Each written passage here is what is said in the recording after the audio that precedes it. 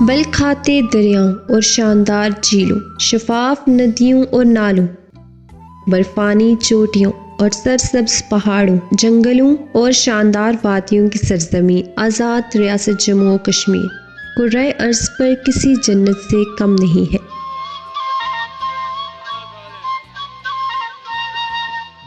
اپنی فطری خوبصورتی سے یہ دلکش وادی دور دراز کے سیاحوں، مسافروں کو اپنی خوبصورتی کو دریافت کرنے کے لیے راغب کرتی ہے۔ کشمیر اپنی قدرتی خوبصورتی اور دلکش مناظر کی وجہ سے جانا جاتا ہے، اسی لیے سیر و تفریح کے لیے بڑی تعداد میں لوگ آزاد کشمیر کا رخ کرتے ہیں۔ حالیہ سالوں میں آزاد کشمیر کی سیاحت بہتر سڑکوں کے بنیادی ڈھانچوں کے ساتھ بڑی تیزی سے بڑھ رہی ہے۔ آزاد کشمیر حکومت اس کو جنوبی ایشیا میں سر فہرست سیاحتی مقام بنانے کے لیے پرعزم ہے۔ آج ہم آپ کو آزاد کشمیر کے ضلع نیلم کے بہترین سیاحتی مقامات کی معلومات اور سیر کروائیں گے۔ اگر آپ آزاد کشمیر آئیں تو وادی نیلم کی سیر ضرور کر کے جائیں۔ آزاد کشمیر کے دارالحکومت مظفر آباد کے شمال کی جانب چہلا بانڈی پل سے شروع ہو کر تاؤ بٹ تک 240 کلومیٹر کے مسافت پر پھیلی ہوئی حسین و جمیل جنت نظیر وادی کا نام نیلم ہے۔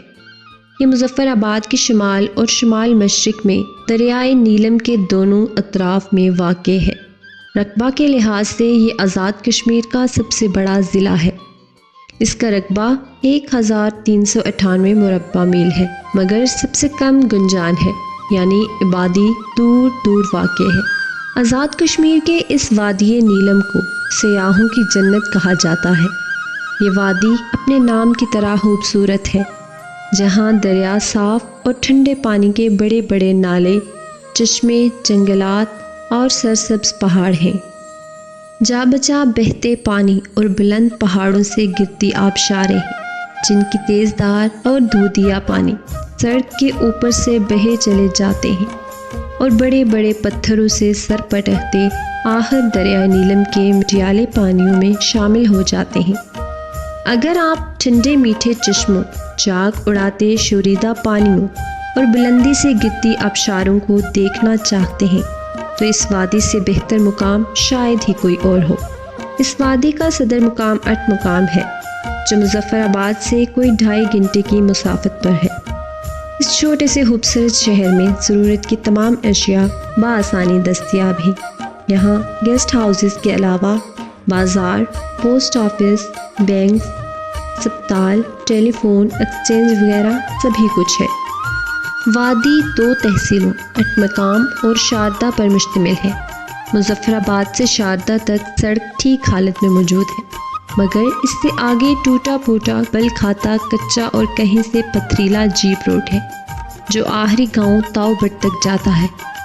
یہ علاقہ آزادی سے قبل درا کہلاتا تھا۔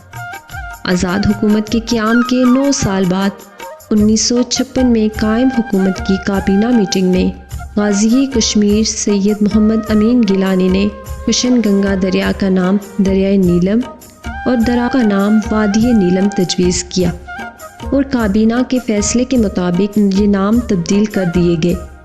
یوں کل کا درا آج کی وادی نیلم ہے۔ وادی نیلم کے قابل ذکر مقامات میں کیل، باریاں، لیسوا، شہکور، وادی شاردہ، اٹھ مقام، جنوائی، ہیلمٹ اور تاؤ بٹ میں کٹھن اور دھنی کی آبشاریں بھی اپنی مثال آپ ہیں۔ ارن کیل اور اپر نیلم وادی کی خوبصورت ترین سیاحتی مقامات میں شمار ہوتا ہے، جہاں پر سیاحوں کی رہائش سے لے کر ہر قسم کی بنیادی سہولیات مقامی لوگوں نے فراہم کی ہیں۔ شاردہ ضلع نیلم کا دوسرا سب ڈویژن ہے۔ یہ خطہ زمانہ قدیم میں علم و دانش کا مرکز رہا ہے۔ دریا کے پل کو پار کر کے دوسری طرف جائیں تو وہاں کھنڈر نما قلعے کے آثار ملتے ہیں۔ یہ قلعہ نہیں بلکہ بدھ مت دور کے ایک تاریخی یونیورسٹی ہے۔ کیل تحصیل شاردہ کا ایک قصبہ ہے جو شاردہ سے 19 کلومیٹر کے فاصلے پر ہے۔ اٹھ مقام اور کیل کے درمیان متعدد حسین و دلکش مقامات آتے ہیں۔ اسی راستے پر لائن آف کنٹرول بھی ہے۔ یہاں دریائے نیلم قدرتی حد بندی کی شکل اختیار کر لیتا ہے۔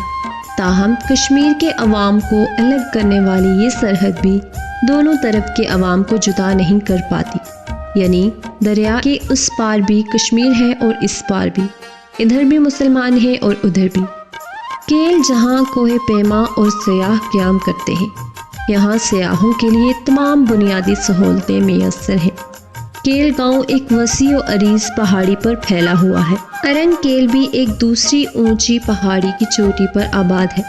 کیل سے ارنگ کیل جانے کے لیے ایک دیسی ساختہ کیبل کار نصب کی گئی ہے جو 6 سے 8 افراد کو 10 منٹ میں کیل سے ارنگ کیل پہنچا دیتی ہے۔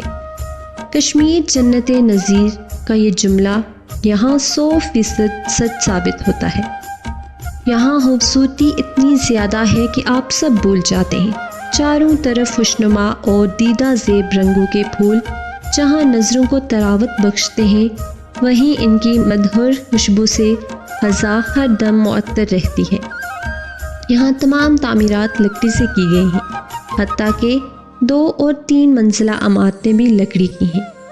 یہ علاقہ سردیوں میں انتہائی سرد ہوتا ہے، شدید موسم میں دریا کا پانی تک جم جاتا ہے۔ ارنگ کیل سے آپ آزاد کشمیر کی بلند چوٹی سربالی کا بھی نظارہ کر سکتے ہیں۔ سربالی چوٹی 20,755 فٹ اونچی ریاست آزاد کشمیر کی بلند ترین چوٹی ہے۔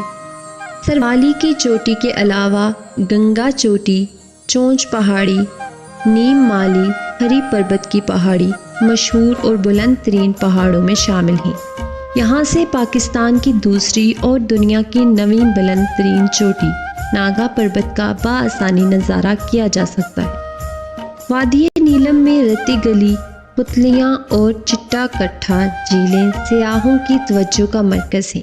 دواریاں قصبہ سے رتی گلی جھیل کو راستہ نکلتا ہے۔ رتی گلی جھیل جہاں قدرت نے سرسبز گھاس کا مخملی قالین بچھا کر اس پر پیلے، نیلے اور نارنجی رنگوں سے گلکاری کر کے جھیل کے نیلے پانیوں کے اطراف میں ایسے منظر سجا دیے ہیں جن کو ایک نظر دیکھنے کے واسطے سیاح اور کوہ نور ہمالیہ کے پہاڑوں پہ ٹکراتے، نالے عبور کرتے، چڑھائی چڑھتے، پیدل چلتے جاتے ہیں۔ رتی گلی ایک جھیل جس کو دیکھنے کی چاہ میں ہر انسان سب کچھ لٹا دے تو بھی ہسارے کا احساس نہ ہو۔ یہاں کی یہ بستہ ہوائیں اپنے اندر ایک عجیب سی مہک لیے ہوئے ہیں جو سیاحوں کو اپنے شہر سے نکلنے ہی نہیں دیتی۔ رتی گلی جھیل کا حسن ناقابل بیان ہے۔ اس کا نیلگوں پانی دور ہی سے ایک سحر سا طاری کر دیتا ہے۔ پہاڑ کی کپنما چوٹی پر شفاف سبز جھیل اور جھیل کے اندر اور اس کے اطراف چھوٹے چھوٹے گلیشیئرز اپنے حسن میں یکتا ہیں۔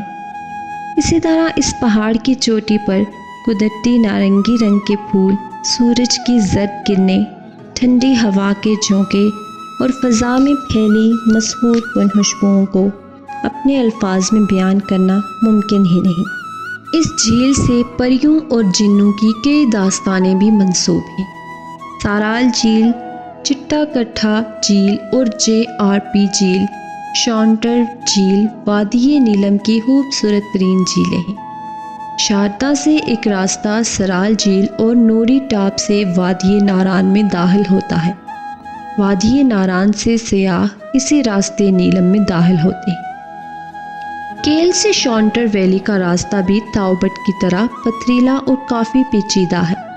یہاں بھی صرف جیپ ہی سے سفر کیا جا سکتا ہے جو اونچے نیچے پتھریلے اور دشوار گزار راستوں سے چلتے ہوئے تقریباً 3 گھنٹوں میں شانٹر ویلی پہنچا دیتی ہے۔ کیل سے تاؤبٹ کی مسافت تقریباً 10 گھنٹوں پر محیط ہے، جس کے لیے کم از کم پورا دن چاہیے۔